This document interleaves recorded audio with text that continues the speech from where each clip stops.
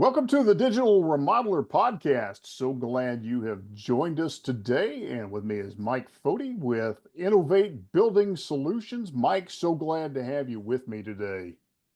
Carl, thanks for asking me on the show. Most appreciate it. Absolutely. And Mike, you've got a pretty amazing story. I was reading your bio on LinkedIn and on your website, and you've taken your business to a regional business and then a national business. And so we'll dive into that a little bit. But tell us a little bit about your journey and a little bit about the business, and then we'll kind of dive into some finer details. Oh, sure, sure. No, I got started in the business. I hate to admit this, Carl, but I'm going to. Got started in this business in 1985. I would tell people at the age of 9, so they don't think I'm old. Good. But no, the our company was originally corporation was really started by my dad as an offshoot of a commercial mason contracting company that he had, and he was looking to sell the business. And at the time, I was 25 years old, pursuing my MBA at night and working for a corporation. And I approached my dad. I decided to do a strategic plan on this business he was looking to sell. And when I told him I thought it was a good opportunity, and he said, "Well, if this deal I have pending doesn't happen, I will sell you half the business." So he sold me half the business, floated me a loan to pay for the business because it was a business deal. My dad was a business guy. And so that's how I got involved in it. We were a glass block company at that time. That's what we, did strictly. And unfortunately, Dad passed away 4 years after he and I started, so he was pretty young. But I had a chance to, had a chance to work with him, which was good. So today, business, grew from starting in kind of the Cleveland market. We expanded geographically into some other different markets. We have a location in Columbus, Ohio. But today, the biggest chunk of our business is actually nationwide wholesale. So we wholesale different bathroom products, glass products across the country. And then regionally, we have a bath remodeling division, we do glass blocks and home organization and a little bit of windows and doors. But just a couple of things to, kind of keep us busy. And I'd say out of trouble, but maybe getting into trouble. I don't know. Could be some, could be some of each. But anyway, that's a little of what we do. Fantastic. And then one of the things that I found really fascinating about you is you've got this unique blend of experience. So you've got the entrepreneurial side, but also blogging, speaking. And so that brought up the question, what inspired you to bridge this gap between the construction, remodeling, and then moving into this digital thought leadership? Because you've got, an extensive blog. If I remember right, you've been blogging on 4 different blogs, a lot of articles, a lot of topics. So what kind of led you into that journey? Yeah, Carl, I'm a glutton for punishment. Maybe we could start there. But no, actually, the what got me started in it is somebody saying to me, "Hey, we think you should blog." So years ago, I had a marketing company that said, "This is a good idea. You ought to do it." I'm like, "Oh, okay. I guess I'll try. I guess I'll try." And so what we found that happened for us is we started bringing in nationwide interest to some of our products. And that's sort of what led us into wholesaling different products. Initially, it was glass blocks across the country, and we found more and more people finding us online, which created more opportunity. So the content development really was when we started seeing results with that. It just made sense to continue to do that, and we've seen the benefits. And I think this is where content development can really, I think, position a company in a really cool spot. Instead of focusing in on, on the BOGO special, buy one, get one free, when people start to read or watch your videos and they really start taking your content in, you can really have be influencing them. You don't even know them. They might have signed up for your email list 5 years ago. And so every week they're getting something and they're getting something and getting something. And then at some point they may raise their hand and say, "Wow, we should go. Now we're looking to do something. Let's give these people a call. Maybe they can help us." So I think the benefit, we got into it because somebody said, "Hey, you ought to do it," and I was like, "Oh, okay, I guess I will." I'd like to tell you it was a great strategic plan, but we saw the benefit of it, and then as time goes on, you're like, hey, it really works, and it's neat when people contact our company and they've been following us for years. I just think it sets us up in a much, we have street cred, and we developed it through education. And so I think education is a wonderful way to set up sales, really. Maybe even more so than quote unquote marketing, if you want to call it marketing. It is marketing, but it is education. Fantastic. I love that idea of content to commerce. And I'm sure you've seen really the residual momentum of that content. It's always out there, always working for you. A person reading that piece of content you wrote, months, years ago, even, uh, Could be. still working for you. So Mhm. let's kind of shift gears just a little bit. You've got a multifaceted business. How do you scale, but then make sure that, with these different revenue streams, that you are maintaining quality and growth simultaneously? How are you keeping your finger on the pulse of these different moving parts?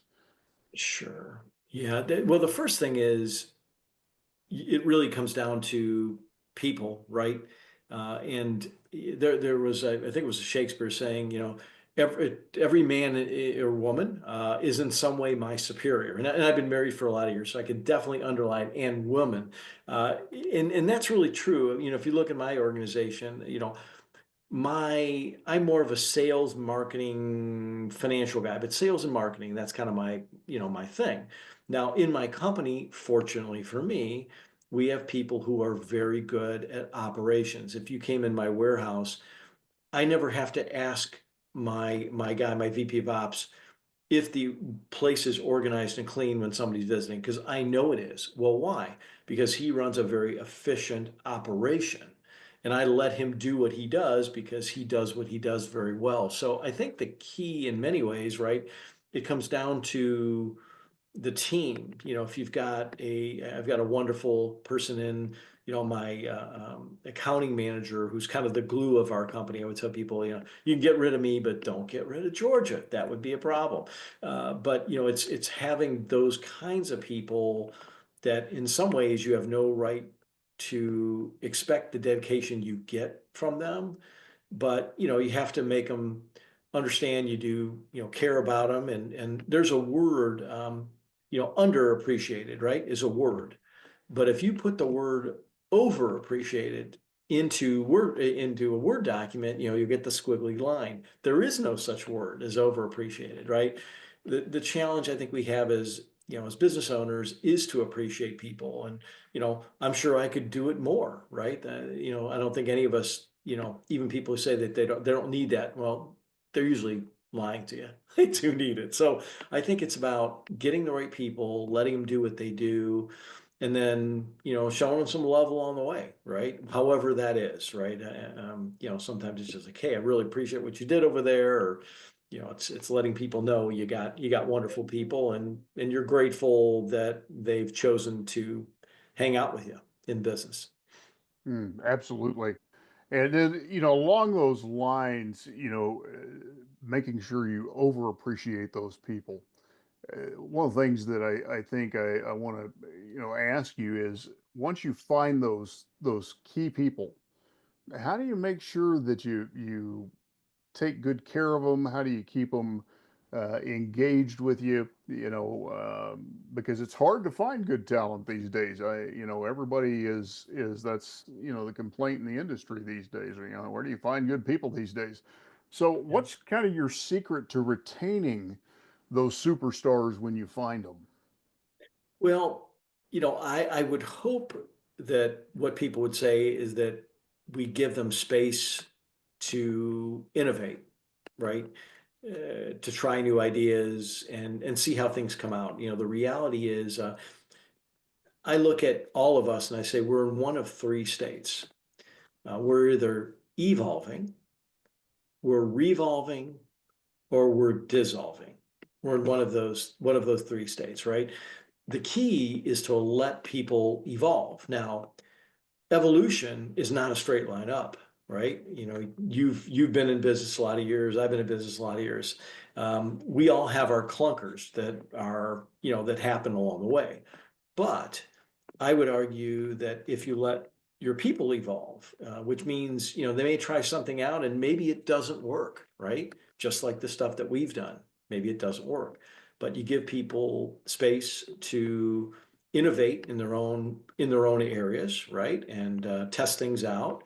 And I think that's one part of it. Another is certainly from a compensation standpoint is, we have a system where, people will earn in our company a percent of the bottom line profit because again, we all either make profit or we don't make profit, right? It's up to us. So I think having that in place is also important. But I think, on a day-to-day basis, people they want to be respected, and they want to, in many cases, kind of grow and hopefully, if you talk to a member of our team, they would say, hey, he gives me the freedom to try new stuff and maybe screw up every now and again, because we all do. That's good. That's good. So let's kind of talk about your positioning, in the marketplace. So you specialize in some niche products, some niche materials. Um, eh, let's, one of the things that I think I see happen a lot in the industry is people haven't figured out what their unique angle is, what their niche really is, or their specialization is. How important is that? As you're talking to our audience, why do they need to be thinking about that specialization?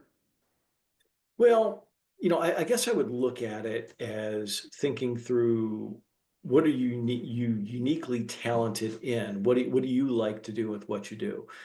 For me, I'm a marketing person. So at heart, I'm more of a sales and marketing person. So I like to sell things that are unique and different and innovative, right? Our name of our company's Innovate Building Solutions. What I'll tell people, I'll joke and say that does not stand for same old building solutions. For me, we go to a restaurant. Well, I haven't gone there very often recently, but there's a restaurant in our town that's been around, oh wow, for 30 years. Um, they recently got brought out by new owners. They've had the same menu and done the same thing, and they've been a reasonably successful restaurant for all those years. I told my wife the other day, I said, I could never do that. E- Even if the formula was working, I would get bored. So for me, learning new things is just such a huge thing. I like to learn, and you can't learn by staying in the same spot. Now, I would argue that niches are important because if there's a saying, if you do what you did, you'll get what you got. I think that saying in today's world is hogwash. If you do what you did, I will say in most cases you're going to get less than you got, because if you and I are in the same market and you're innovating and you're making better things happen, right? More people are going to probably come to you. You're providing a better value, a better product, a better service, whatever it is. If I'm staying in the same spot, I'm going to continue to lose and lose and lose from you. So let's say I'm revolving and you're evolving. I will eventually succumb to the market, right? Forces, because people are thinking and trying to get better. So I think the innovation and the uniqueness keeps you sharper. You understand that things are going to change. There was a pitcher for the Cleveland Indians, guy's name was Satchel Paige. Um, Satchel Paige, was first African American pitcher in the American leagues. He said, "It's not what you know; it's what you know that just ain't so."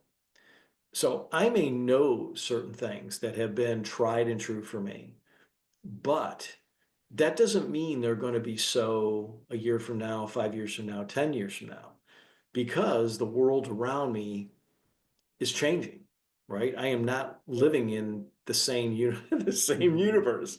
So I look at niches and learning and growth and all of these things and saying, if I'm not going to be willing to continue to innovate, I may become, roadkill in my markets. Yep. So I kind of think it's preservation. And maybe for me personally, I would get bored, right? That restaurant is successful. They're still successful. A guy put in a bunch of money, and I looked at his menu, a couple of months ago, and it was like the same menu as the last owners. And I'm like, oh my God, I couldn't do it. I couldn't do it. But I guess I got a formula that's working. They're running it, but I would get bored. I would like, I couldn't have that place myself. Yeah, I'd be uncapable. So part of it's me, and part of it is, I think generally in most markets, if you stay in the same place, you're probably going to get run over. Yeah, absolutely. And that kind of leads into, this next, segment of conversation here. Doing things the way we've always done them in a changing world is a quick path to extinction.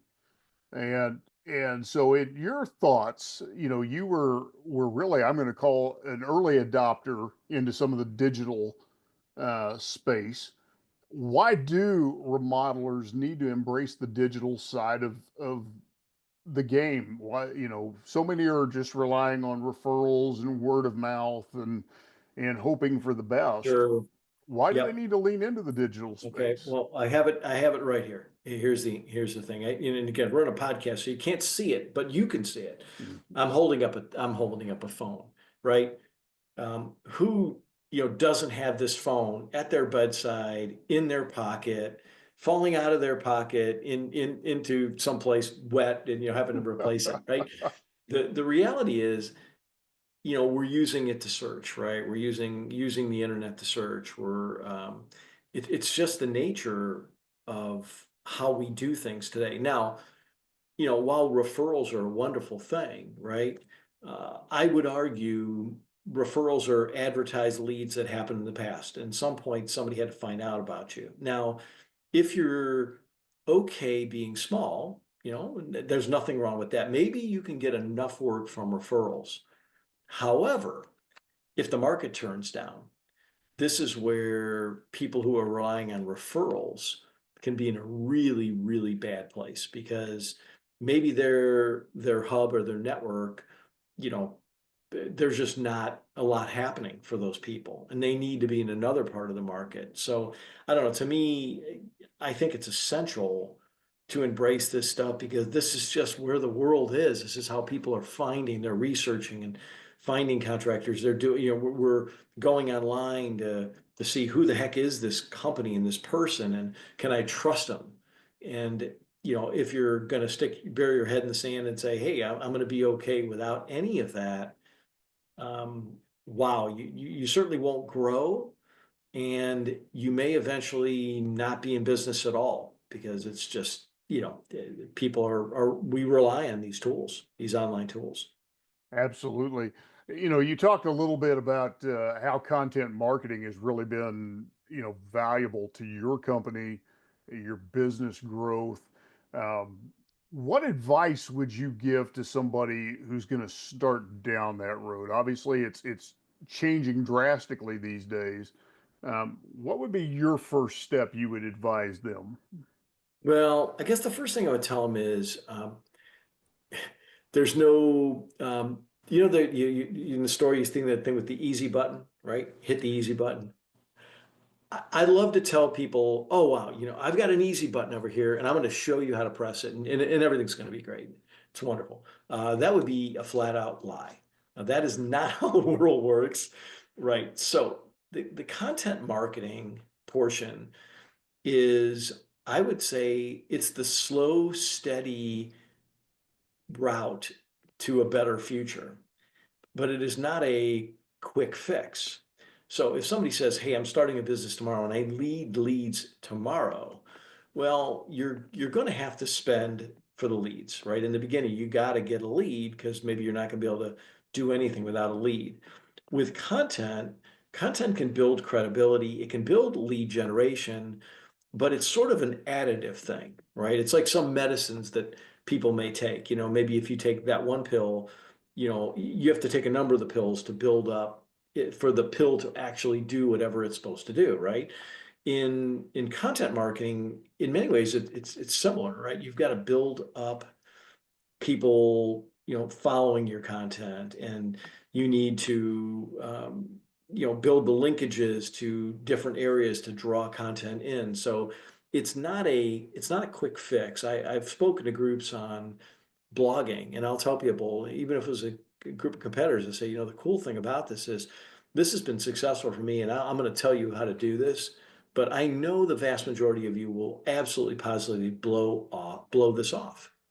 Well, why? Because it takes dedication and discipline.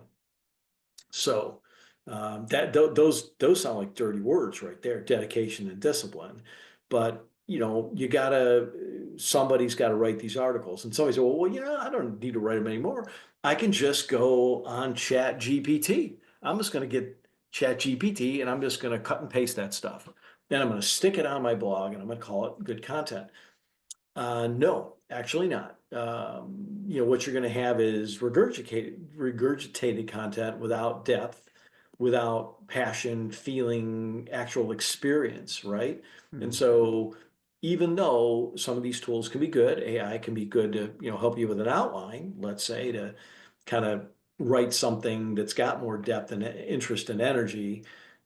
It's not a quick fix. It's going to be something that I think will position you well. You can build a loyal following. You can build a database of people who will be there and wanting to work with you. But it's not a quick fix. It's got to be something you say, I'm going to commit to this thing, and I'm in it for the long run. And so that is where some people are, they want the quick fix. For me, I've not seen it. I can still go into the grocery store, and I got no paparazzi coming after me or anything like that, right? Maybe at industry events with some people who know me, that type thing. But in general, right? Sure. You're not going to have that, but you're going to build credibility within your niche. But it's going to take dedication and discipline to do it. And if you're not dedicated and disciplined to do it, just don't start it, because you're going to waste your time. But if you're in it, stay in it, and it will be a good thing. And my experience has been that. That's some value uh, that you really gave there, and I loved a couple of things that you brought up. Number one, one of the mistakes we see a lot of people making right now is, hey, I'll just go to Chat GPT and tell it to write an article, and that's good. But it doesn't share your voice, it doesn't share your passion, and this component of telling your story. And I think so many business owners miss the point that your company, your brand, has its own unique story that you have to tell. So I love the fact that you brought that in. And you brought up something else, and let's kind of just touch on that for a minute. With your blogging, what have been, I'm going to call them, your best amplification sources? Like, where have you been able to take your content, once you've blogged, where have been the places you've gotten the best traction with that content, as far as syndicating, as far as sharing that content, that has brought the most, eyeballs back to the page, if you will? Well, in our nationwide business, actually, believe it or not, it's been Pinterest. Wow. So, and that's not one people think of generally, but Pinterest, if we think of remodeling, it's all about the pretty pictures. It's about the before and after. It's about the vision, right? Oh, I've got this ugly bathroom. And you see a picture and say, oh, wow. Hey, honey, wouldn't it be great if dot, dot, dot, it looked like that? So Pinterest is a great platform because it's visual, right? Our products are visual, really, and people are looking for it to look better. Now, obviously, they're wanting function, and they're going to dig into the bowels of it. But that's been actually a good platform for us that a lot of people don't think about. I mean, we do promote things through Facebook and that, but for us, I think it's been, Pinterest on the nationwide standpoint that has provided ideas to people And then, of course, we would link it back to specific products. Now, Pinterest isn't as generous with organic traffic as they used to be. And then, of course, this is a general, trend of the world we live in. And that's why I tell people, and I'm glad, we understood and worked with developing an email list, because, you have to understand, you know, am I on owned space or rented space? The reality is, Facebook is rented, Instagram is rented, Pinterest is rented, Google is, they may show some organic, but it's rented. It's become harder and harder to get free organic traffic Mhm. by design of the platforms. It just is. Yeah. Yeah. Excellent. Yeah. The pay to play model is alive and well. Oh, it is. Yes. And, and they want more pay for us to play. That's the way it is. Absolutely. So a couple of final things as we kind Sure. of wind down here. Yeah, As sure. you look down the road, what are some of the things you kind of see in the future for the industry? What are some of the trends you're seeing? What are some of the things you think, other remodelers need to be paying attention to right now? Yeah, the first challenge, and I don't see it changing, unfortunately, is lack of labor. There's oh boy, it's not getting any easier, and there may be even policy that even makes it harder in this country, right? One third, I guess, today of the workforce in the construction industry is non-native born Yeah. today, right? And so when you look at people, I look at I got two sons, so I got a daughter. Not a one of them has said, "Hey, Dad, I want to go into the trades, right? I want to work with my hands." Um, and that is typical, right? It's not atypical to have that situation. So, what does that mean? Well, if it's going to be harder and harder to find technicians with the skill level of maybe my dad's generation, then what that means is the products that go into construction have to become easier to install and simpler to install. And that's where I see a huge opportunity, is products that save time in installation and yet don't sacrifice looks. So that's why, like, we have a very cool line of click together wall panels we bring in from Norway. It's a cool styled line, yet it's an easy assembly. Why is IKEA? Well, IKEA creates design at a budget that is easy to install. Now some of the IKEA stuff's better than others, but in general, right, what has been their success? It has been design on a budget that's easy to install. I think in many ways, construction industry has to morph more towards there, because I don't see it getting easier to find skilled technicians. And Mhm. you're probably not going to bring in a robot to fix your plumbing. Uh, so I think that's going to be key. Yeah, absolutely.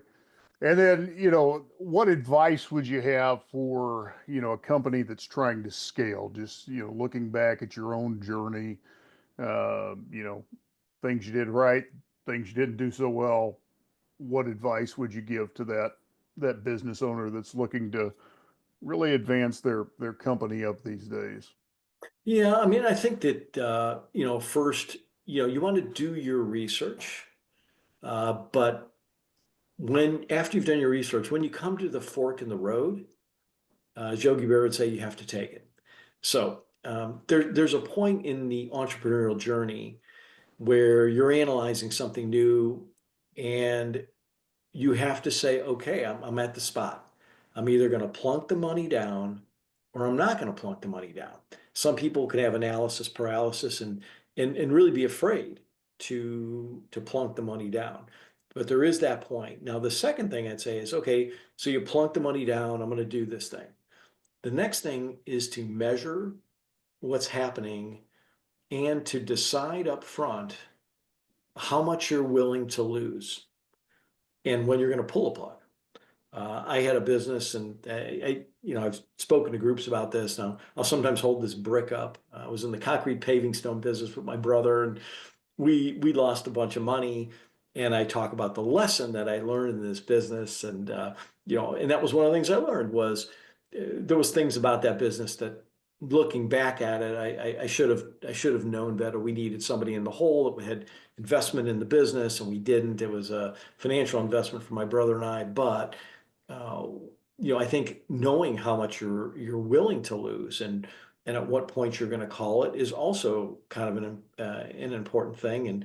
And being involved in that business as much as possible to really experience what's going on and be able to make the adjustments you can. But yeah, I think you got to be willing to experiment some, know when to take the risk, and then also know not be afraid to pull the plug. Sometimes it is good money after bad. Sometimes you have to say, maybe it's a great idea, but at the wrong time. It happens, right? And I've not met an entrepreneur that's, been a straight line up that hasn't screwed some stuff up along the way. Uh, I haven't anyway. Oh, that's great advice. And one of the things I appreciate there, Mike, is most of the time a lot of people want to give the sunshine. So I appreciate you coming on and giving that perspective too. Yeah, no, it's I don't know I don't know many entrepreneurs that haven't had clunkers, Yeah. that are being honest anyway, that are being Exactly. honest. Yeah. Yeah. I think anybody that's been in this while we've had some good feedback from failure. So that's Oh yeah, absolutely. So, great. but Well, Mike, if somebody wants to learn more about you, what you're doing, how can they learn more about you? How can they learn more about sure. Innovate Building Solutions and follow your content? Yeah, no, gotcha. Yeah, if you go to innovatebuildingsolutions.com, that's one way. There's a blog on there. You click on the blog and you can, get signed up with there. Or somebody can certainly, reach out to me. I'm at Mike F at innovatebuildingsolutions.com.